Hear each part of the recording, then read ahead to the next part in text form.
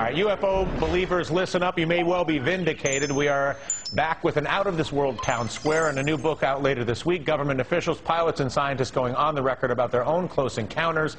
Michio Kaku, professor of physics at CUNY University and host of Sci-Fi Science on the Science Channel, got to read the book early, and he joins us with a review. Quite simply, Professor, do unidentified flying objects without question exist?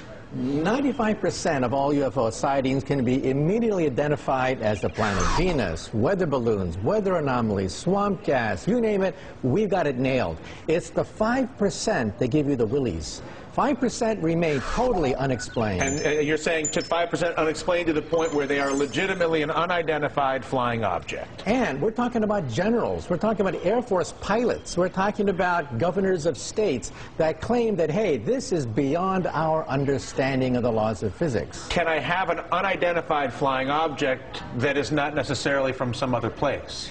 It's possible, but we've looked at all the alternatives. These are multiple sightings by multiple modes. In other words, pilots, eyewitnesses, radar, visual sightings. These are very hard to dismiss, the handful of sightings. One over Alaska, another over Belgium, another over Iran. The handful of things that still cannot be explained defy known laws of physics. So then, by that definition, does this confirm the existence of life on other planets, in your opinion?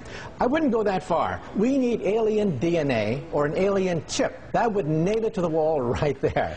We don't have that. We don't have the smoking gun. But this book is as close as you're going to get to the smoking gun. We're talking about senior military officials who were involved in the investigations of these incidents saying we are clueless. If you were to look at those who argue, well, hang on, there's no way that they could get here from some other planet, that the technology doesn't exist, the stars are too far away, you rebut that sort of thinking with what?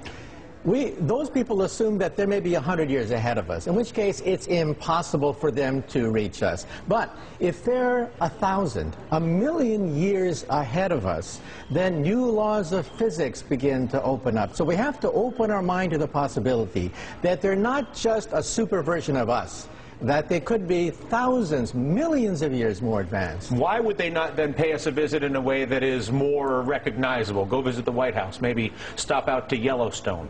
My point of view is if you're walking on a country road in St. Anthill, do you go down to the ants and say, I bring you trinkets, I bring you beads, I give you nuclear energy, or perhaps maybe you step on a few of them. If they're that advanced, maybe they simply are not that interested in us. All right. Listen, Professor, it is an absolute pleasure. If we have any strange sightings, at least now I know who to call. Before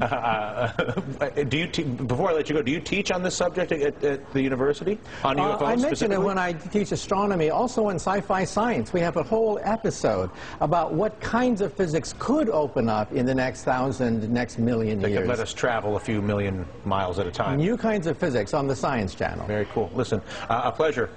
That does it for us. I'm Dylan Radigan. Hardball's up right now.